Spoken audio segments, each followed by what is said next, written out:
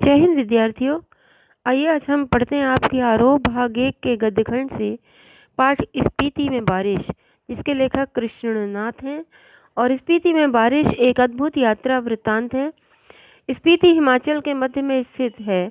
ये स्थान अपनी भौगोलिक और प्राकृतिक विशेषताओं के कारण अन्य पर्वतीय स्थलों से थोड़ा अलग है। लेखक ने इस पाठ में स्पीति की जनसंख्या, वहाँ की ऋतुएं, फसल, जलवायु और भौगोलिक स्थिति का अच्छा वर्णन किया है। और पाठ में एक बहुत ही दुर्गम क्षेत्र है स्पीति। यहाँ के रहने वाले लोगों का जीवन बहुत ही कठिनाई भरा है। और लेखक ने कामना की है कि कुछ युवा पर्यटकों का यहाँ पहुँचना स्पीति के पर्यावरण को बदल सकता है। तो मैं डॉक्टर दीप्ति पांडे इस पाठ की व्याख्या लेकर प्रस्तुत हूँ। तो आइए चलते हैं हम स्पीति की यात्रा पर। एक बहुत ही अद्भुत पर्वतीय क्षेत्र की यात्रा पर हम चलते हैं और जानकारी प्राप्त करते हैं। तो चलिए शुरू करते हैं स्पीति में बारिश। स्पीति एक ऐसा स्थान है जो पहाड़ों पर है, यानी कि हिल स्टेशन है। बहुत ज़्यादा मात्रा में यहाँ पर सर्दी पड़ती है और जो लोग हैं इतना संघर्ष करते हैं अपने जीवन के लिए, अपनी लाइफ के लिए, किस तरह से वो गुजारा कर रहे हैं वो सब इस पूरे पाठ में डिटेल्स में हम पढ़ेंगे। स्पीति कितनी ऊंचाई पर स्थित है, वहाँ के लोग किस तरह से रह रहे हैं, कितना कठिनाइयों भरा जीवन है, ये सारी चीज़ें हम इस पाठ में पढ़ेंगे। और इसी पाठ के मोस्ट इम्पॉर्टेंट क्वेश्चन और अभ्यास के प्रश्न इसके बारे में भी आपको बताएंगे। और इसका ये पहला भाग है और इसके अगले भाग में हम पूरा चैप्टर कंप्लीट करेंगे। तो स्पीति हिमाचल प्रदेश के लाहौल स्पीति ज़िले की तहसील है। मतलब स्पीति कहाँ पर स्थित है? हिमाचल प्रदेश में। राज्य का नाम है हिमाचल प्रदेश का एक ज़िला है लाहौल स्पीति। मतलब लाहौल अलग है, स्पीति अलग है। तो लाहौल स्पीति के पास ही स्पीति स्थान है और लाहौल भी वहीं पर है। उसी के अंदर एक तहसील है जिसका नाम है स्पीति। उसी के बारे में पूरे पाठ में वर्णन किया गया है। लाहौल स्पीति का यह योग आकस्मिक नहीं है। आकस्मिक मतलब अचानक ही हुआ है। क्या हुआ है अचानक? कि लाहौल स्पीति, लाहौल और स्पीति दोनों बहुत पास पास में, दोनों के नाम मिक्स हो गए, मतलब लोग उसको एक ही स्थान समझने लगे। इसका ये जो मेल हुआ है ये आकस्मिक ही हुआ है, अचानक ही हुआ है, कोई सोच समझ कर नहीं किया गया है। इनमें बहुत ही योगा योग नहीं है, यानी इसमें कोई योग और अयोग, योग प्लस अयोग। योग मतलब मेल, अयोग मतलब अमेल।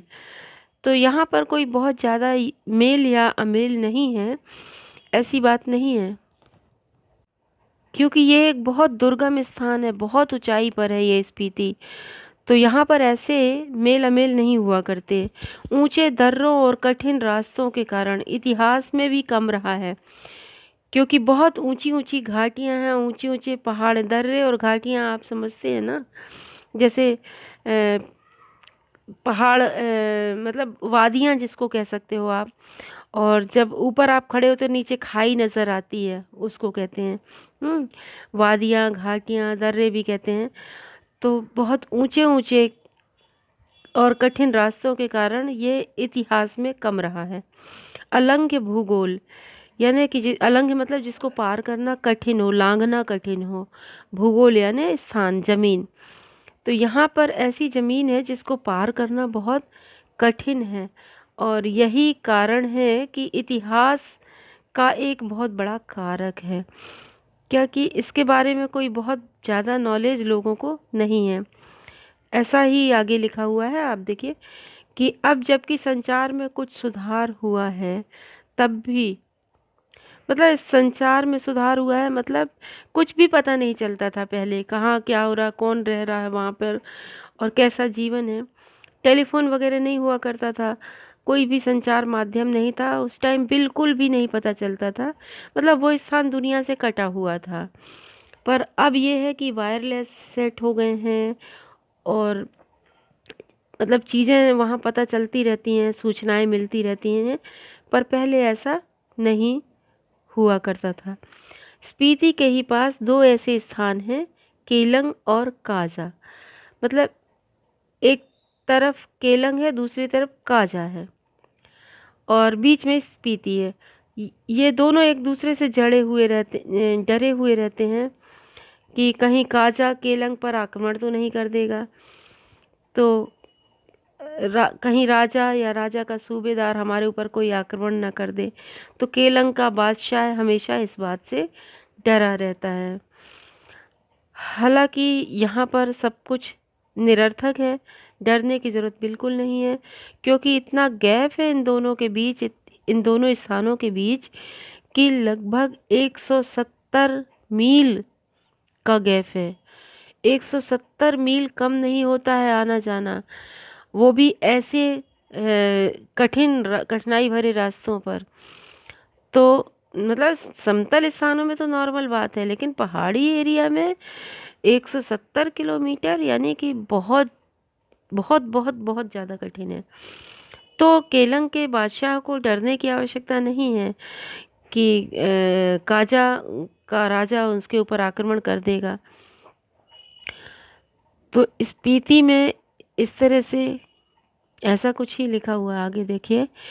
अब जबकि संचार में कुछ सुधार हुआ है, पहले तो नहीं था पर अब संचार में सुधार हुआ है, टेलीफोन वायरलेस सेट वगैरह आ गए हैं, तब भी लाहौल स्पीति का योग प्रायः वायरलेस सेट के जरिए ही जुड़ा होता है और केलंग और काजा के बीच खड़कता रहता है।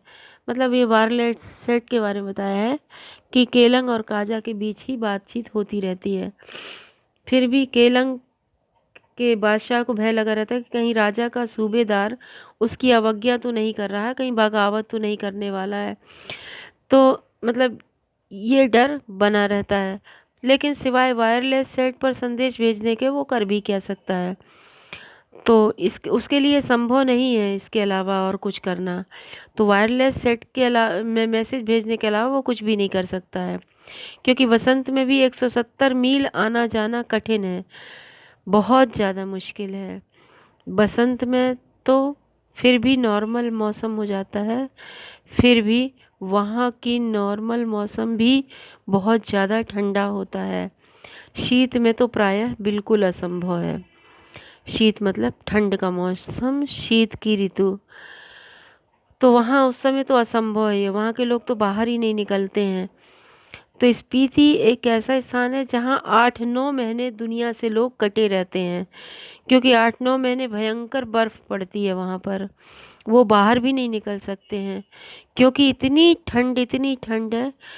8 से 9 महीने लगभग वो बहुत बुरी स्थिति वहाँ पर इस टाइम पर रहती है। बेचारे दबे हुए अपने घर में ही घुसे रहते हैं।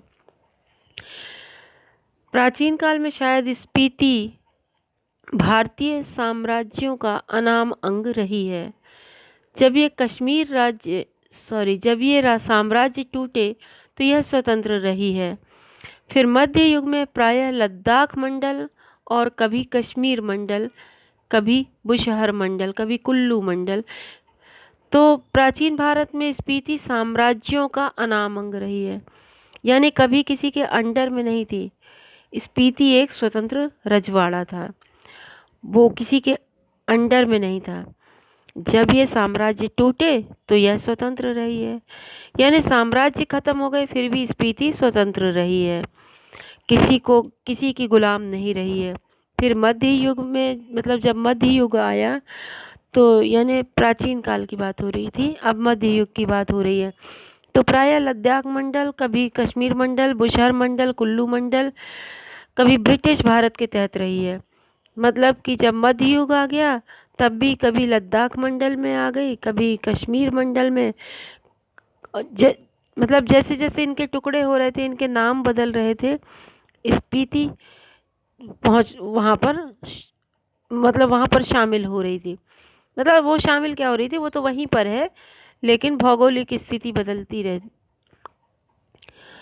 हाँ, जैसे झारखंड से छत्तीसगढ़ निकला हुआ है ना, तो इस तरह से छत्तीसगढ़ के अंदर पहले जितने भी स्थान थे वो सब झारखंड के अंदर ही आते थे।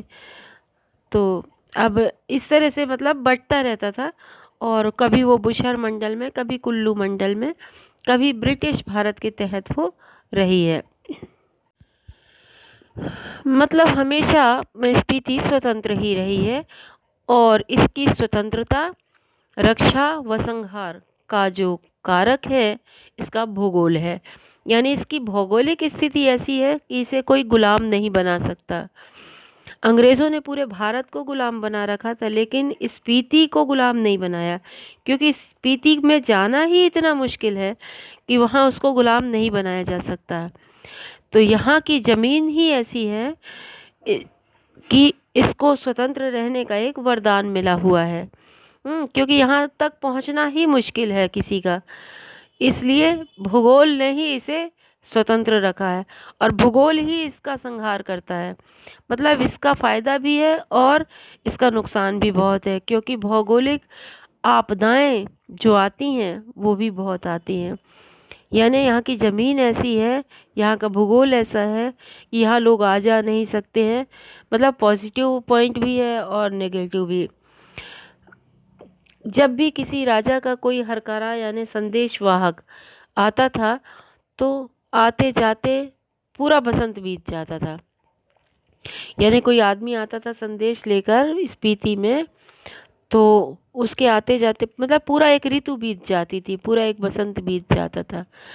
स्पीति का तरीका तो चिलिंग गोनपा जैसा था। मतलब 4 महीने किसी के आते जाते संदेश लेकर आने जाने में बीत जाते थे। उसका आना जाना ही अल्प बसंत बीत जाता था। पहले की बात हो रही है कि जब भी कभी कोई जोरावर सिंह वहाँ आता तो वो वहाँ उसे लूटता। मतलब पहले की बात हो रही है कि जोरावर सिंह यानी डाकू जो लूटपाट का काम करता है। तो स्पीति का वही तरीका था जो तुपचिंग गोनपा में मैंने देखा।